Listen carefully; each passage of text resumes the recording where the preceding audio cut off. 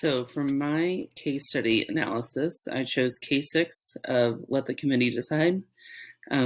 This case revolves around mainly the high school principals, the assistant superintendent of business, and the brand new superintendent of Oxford County Public Schools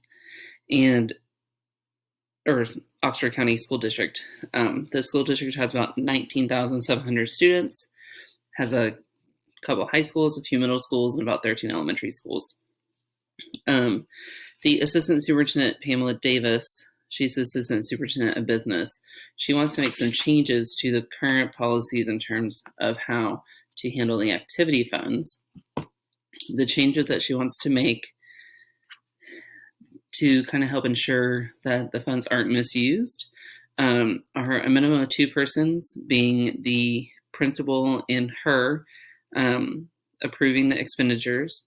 The accounting procedures for the funds would move from the principal to the district business office, and then the district business office would also complete annual audits of the funds.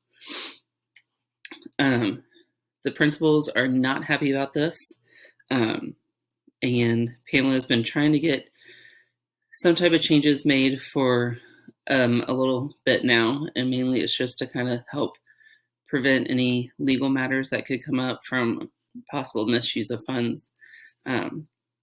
The district just recently got a new superintendent, Dr. Quillen.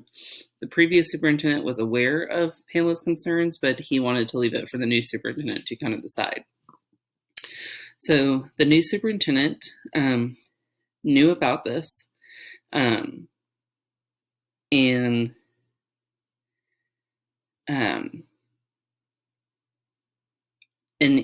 while he was familiar about it, he was aware of the concerns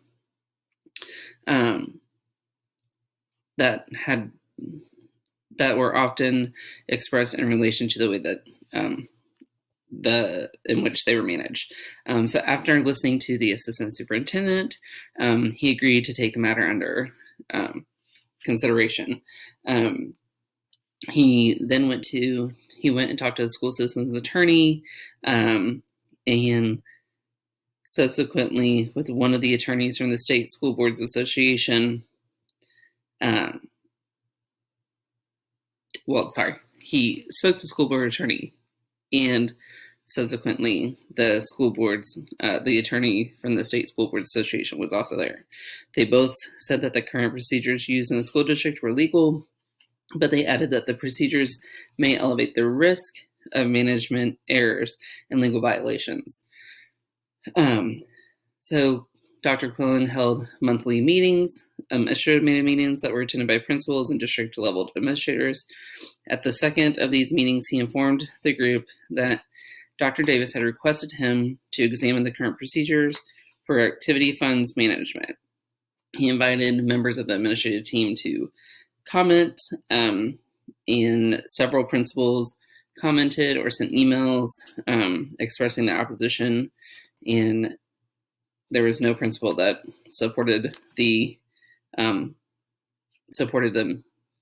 possible decision of making any changes. In November at that meeting, Dr. Davis was asked to describe the 3 changes that she had proposed. Anticipating opposition from other administrators, she also detailed a procedure assuring that approval from the district for fund expenditures would not be cumbersome or time-consuming. The principals, after she finished, Dr. Quillen had shared the information that he got from the 2 attorneys. He invited others to comment on the matter. Nearly all the principals said they were opposed to the recommended changes. So after more conversations and trying to decide what to do, Dr. Quillen had said that he was going to think about the matter and revisit the matter. And in December, he had revisited the matter, and he realized that this was going to be a difficult decision. So the administration had believed that how he pursued and resolved the matter would be symbolically important to his tenure as superintendent. So they predicted that he would behave much like his predecessor. But as everybody listened attentively at him beginning to speak, he had noted that he had weighed all the options and decided that he was going to create a committee because he wanted to do this in an organized manner and wanted it to be objective. So he was going to create a committee that would not include any principals. And he was going to appoint an elementary school teacher, a high school teacher, a parent who was also an accountant, another parent that was also an attorney, and then the district's director of federal programs, which he had said that the director would be objective and that she assured him that she did not have an opinion. So immediately after the meeting, the assistant superintendent, Pamela, was very upset about this decision. Felt like he was undermining her. And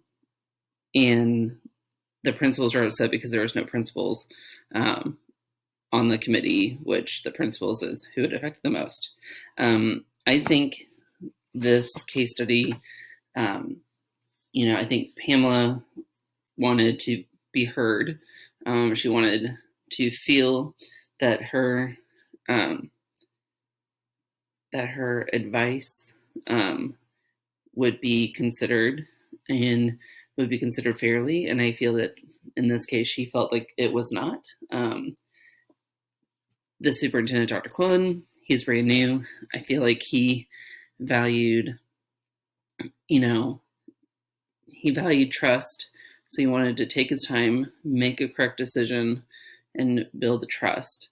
And the principals also value trust. They want to feel like they're being trusted with the handling of their funds. Ethically, I think he did everything correctly. I think consulting the attorneys, thinking about it, not coming up to a rash decision was the right thing to do.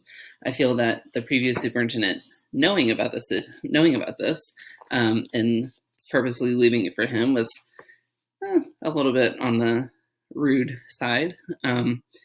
But I think Dr. Quillen handled it appropriately, and I think he was taking the right steps just to make sure that all bases were covered, everything was objective, and consulting the attorneys to make sure that everything was legal. Thank you.